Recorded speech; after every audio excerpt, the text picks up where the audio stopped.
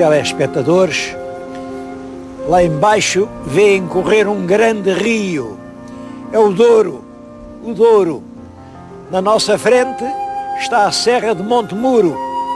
E eu estou a falar-lhes aqui no monte, que é um contraforte do Marão.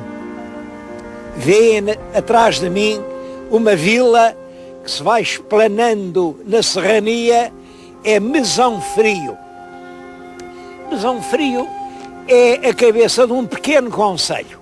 O concelho tem 25 km², tem 5.000 habitantes, portanto 25 km é um dos mais pequenos do país, mas não há dúvida de que os concelhos são como a gente, não se medem aos palmos. Um concelho tão pequeno e com tanta coisa para ver.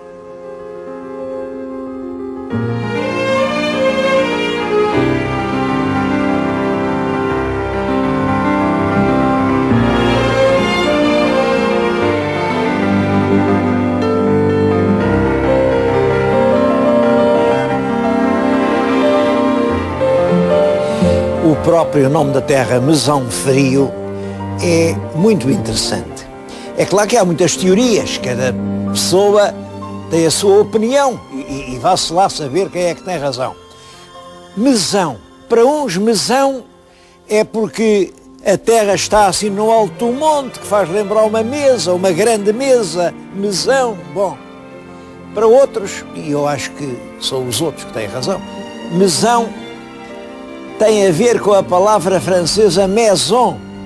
Ainda em Espanha, casas de pasto, casas onde se come, chamam-se maisons. Bom, e o maison vem, claro, vem do latim mansio. Mansio, no genitivo, mansionis. É de mansionis que vem a maison francesa e que veio a antiga mesão portuguesa. Este mesão que agora já não se usa, mas usava-se no sentido de casa. Também o frio se discute, Até há pouco tempo dizia-se frio porque aqui está um frio medonho. Agora, não está mais frio do que em tantos outros sítios mais frios do que este. Isto até é um frio simpático, é um frio agradável, é um frio que a gente gosta de sentir. Portanto, não é nada frio. Um filólogo, um ilustre filólogo, nosso contemporâneo, o Dr. Zé Pedro Machado, até veio com a ideia de que este frio não queria ser frio. Vinha de uma palavra germânica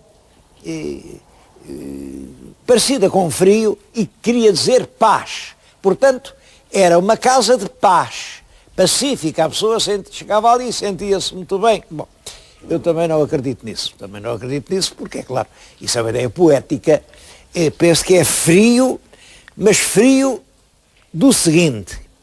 Essas estalagens que se faziam nos caminhos para acudir aos viandantes, havia umas que tinham estalajadeiro e, portanto, tinham sempre o fogo aceso, eram quentes.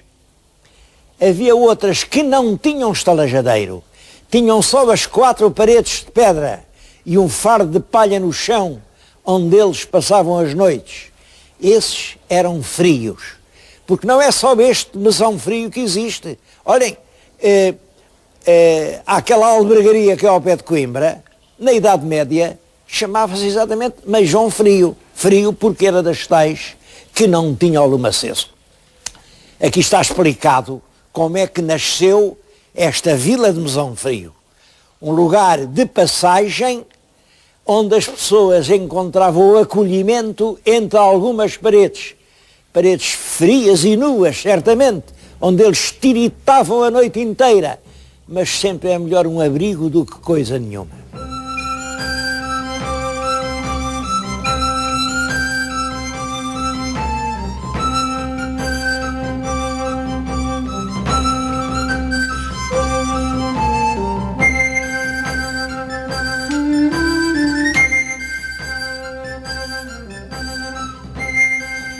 Eu estive agora a falar aqui no claustro do antigo convento dos franciscanos e estou convencido de que não era aqui a tal mesão fria, não era aqui, mas julgo que seria num sítio que hoje se chama o Palácio da Picota, A picota era o pelourinho punha-se sempre no lugar mais importante, no centro de poder da povoação, e, portanto, a casa ficou a chamar-se Palácio da Picota, estará mais ou menos no lugar onde estava a antiga Mesão Fria, quer dizer, a antiga estalagem que deu o nome à terra. A terra depois já era importante, ela recebeu furor do rei Dom Afonso Henriques em 1152. Ora, vai agora, este ano está a fazer 850 anos. É importante, eles vão fazer comemorações e com toda a razão. 850 anos de existência como comunidade independente, como beetria. Também é curioso isso. Uma beetria é um concelho, claro, uma comunidade organizada, mas em que os moradores têm o direito de escolher o seu chefe. O senhor da beetria é escolhido pelos moradores. Claro que isso representava realmente um benefício enorme, uma benfeitoria. É exatamente de benefactoria que vem a palavra beetria. Era, portanto, uma terra livre, terra que escolhe aquele que a governa desde há mais de 800 anos.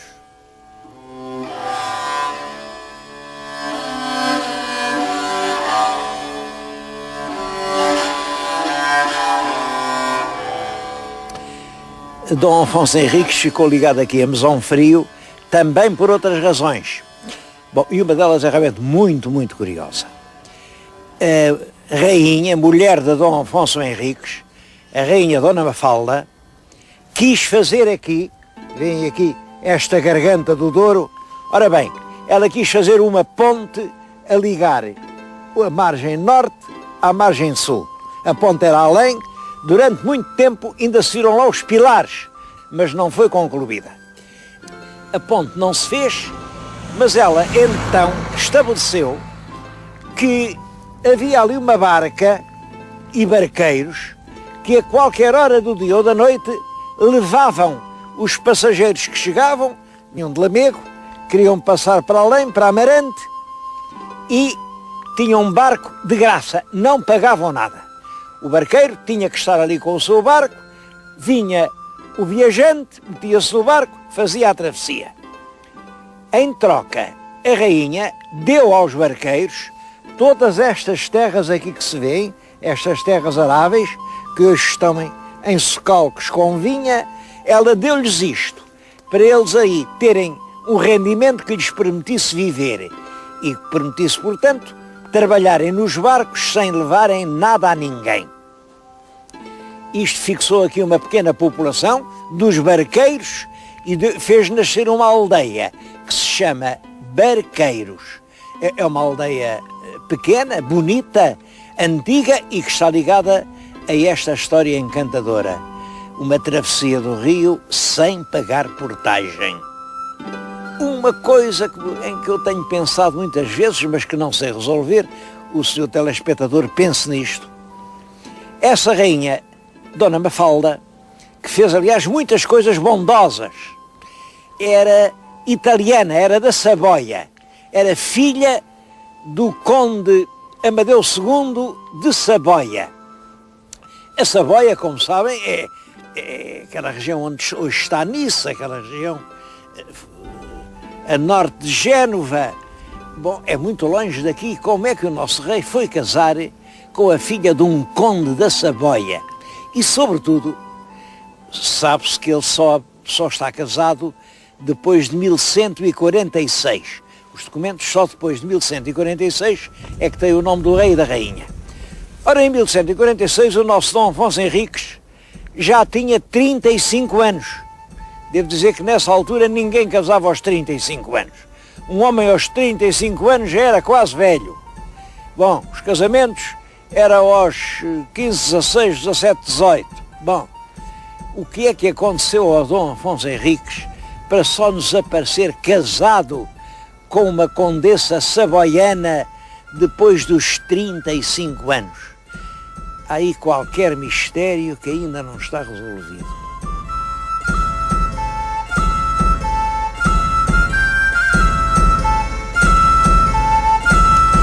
Mas esses primeiros tempos de Mesão Frio são muito pouco conhecidos. Eu agora estou a falar-lhes aqui num lugar, isto é a Quinta da Gafaria, é um sítio lindíssimo, como vê, mas todo o concelho é assim bonito. O que é curioso é isto, Gafaria quer dizer terra de gafos. O gafo é a palavra medieval que significa leproso. Instituíam-se em certos lugares, sempre muito longe das povoações, por causa do contágio, terras onde os leprosos podiam viver. Instalavam-se ali, coitados, e ali viviam e ali morriam, porque não havia tratamento para a doença. Ora bem, aqui havia uma gafaria, e deste ponto em que eu lhe estou a falar, ao centro de Mesão Frio, é apenas cerca de 1,5 km. Quer dizer, é um quarto de hora a pé. É surpreendente como foi possível criar uma gafaria tão perto de uma vila. Bom, mas isto talvez se ligue com um facto. O filho da rainha Dona Mafalda e do rei Dom Afonso Henriques, o filho mais velho, que foi o rei Dom Sancho I, ele próprio era gafo. E foi disso que ele morreu.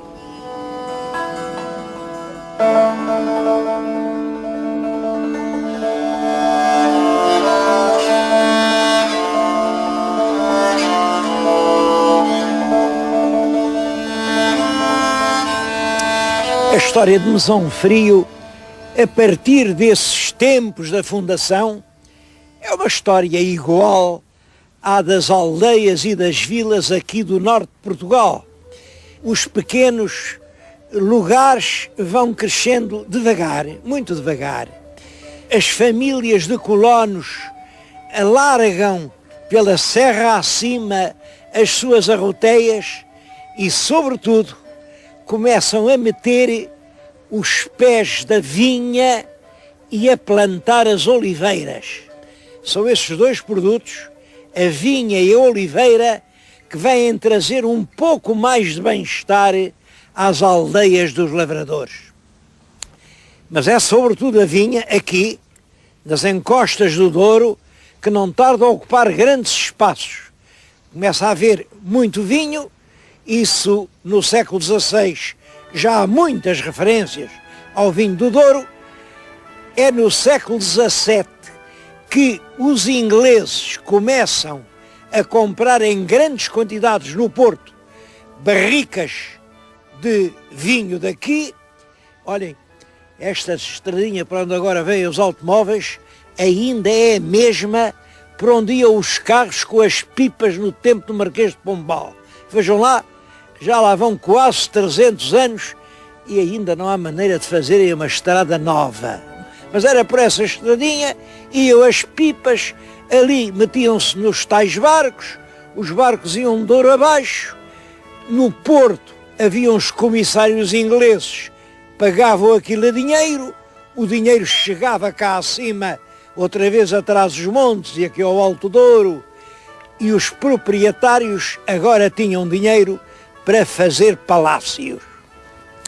Eu já vou falar-lhes outra vez nos palácios, mas não queria aqui deixar de lhes dizer que hoje estamos outra vez a fazer bom vinho.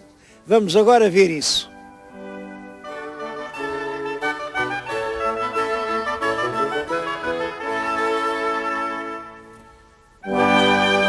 Ainda hoje, e aqui por todo o Douro, a produção do vinho, como sabem, é a principal atividade económica. Pode-se dizer que a gente do Douro vive do vinho. E aqui neste concelho, em Mesão Frio, há uma adega cooperativa, estou a falar diante de alguns dos depósitos, que associa mais de 500 produtores e que produz uma média por ano de cerca de 7.000 pipas. Isto que estão a ver são depósitos de aço inoxidável. Em cada um destes depósitos estão 100 mil litros de vinho. Bom, é um vinho de uma excelente qualidade, é exportado para toda a Europa e constitui hoje a mais importante atividade industrial do concelho de Mesão Frio.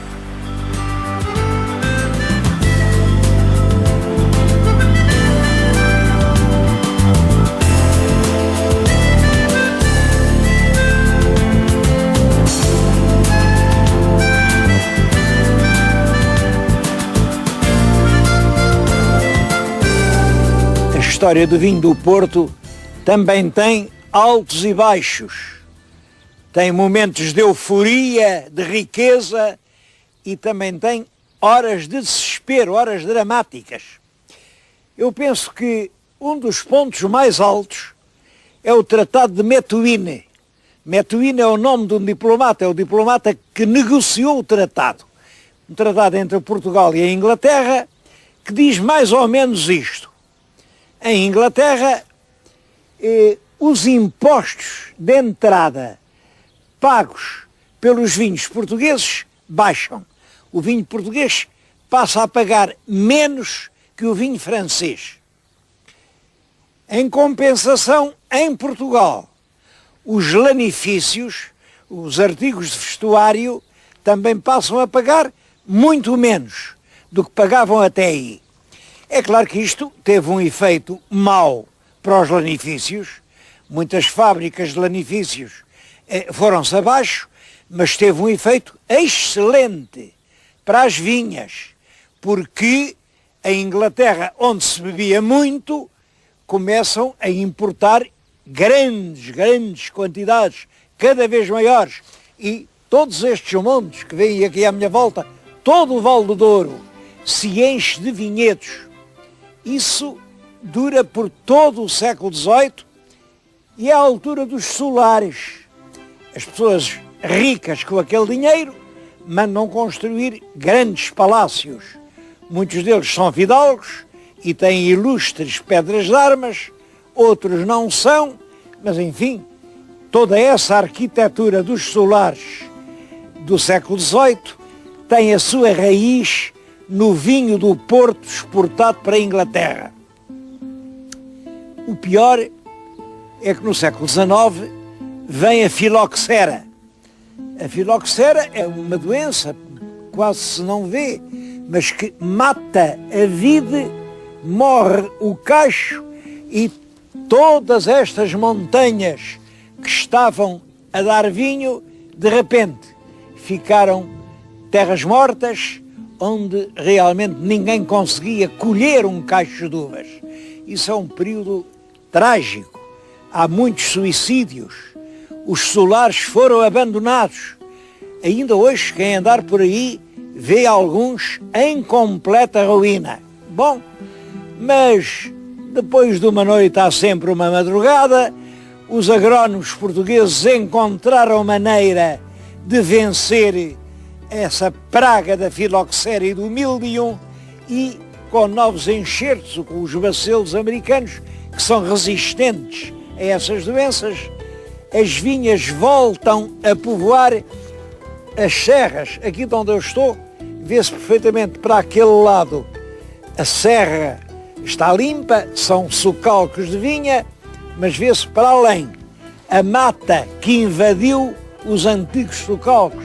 Tudo aquilo já foi vinha, onde a filoxera acabou por extingui-la e veio a crescer arvoredo. Com a nova técnica nascem as adegas e dá-se hoje, outra vez, o vinho é uma grande riqueza. Mas não é só o vinho que vem reanimar a região. Os velhos solares também estão a renascer. Há agora uma outra riqueza que já não vem do cacho de uvas, vem da migração turística. Os velhos solares são agora turismos de habitação, são hotéis acolhedores que estão a povoar pouco a pouco todo o Vale do Douro.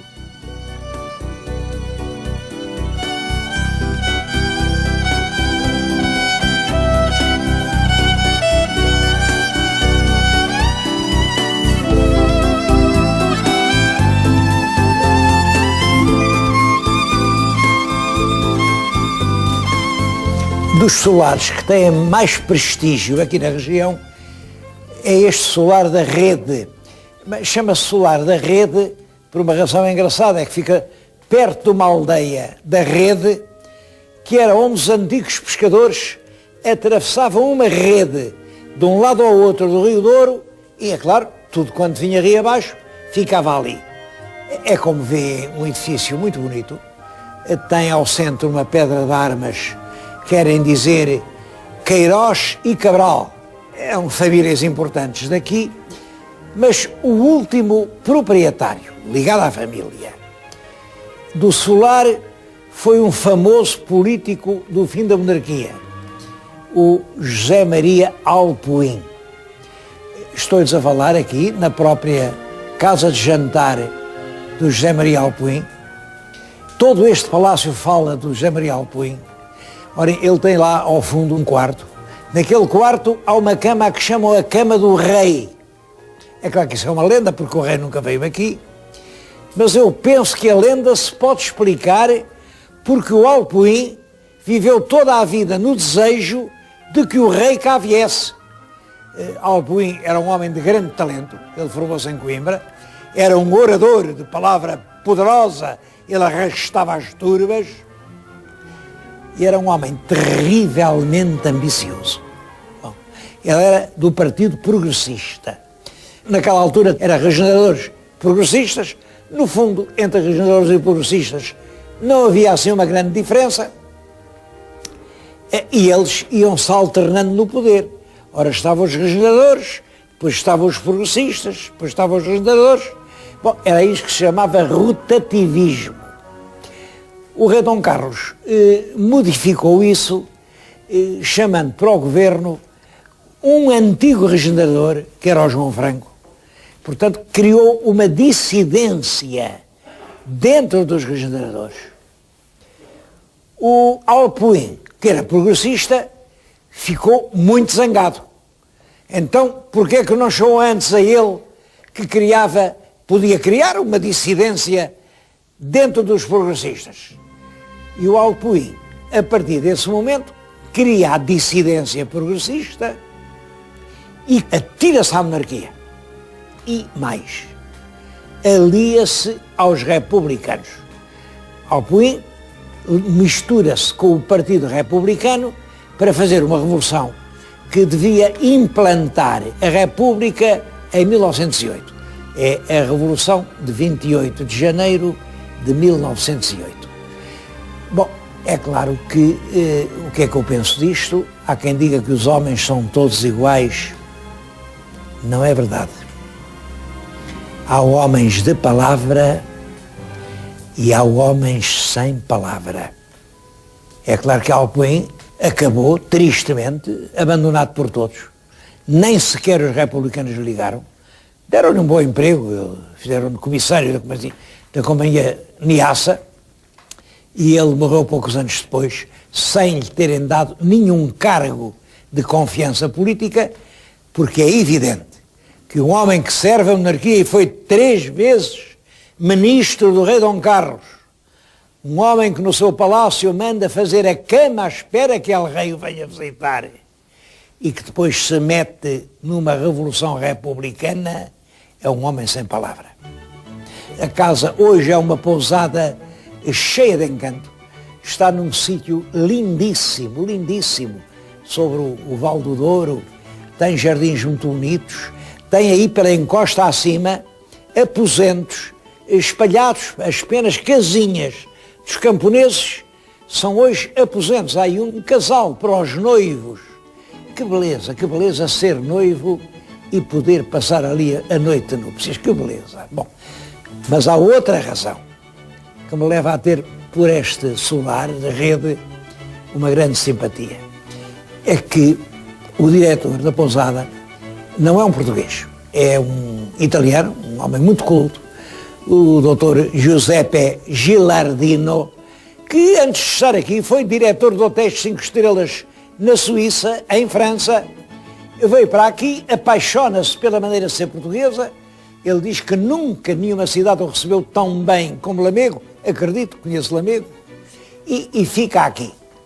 E aqui tem esta teoria.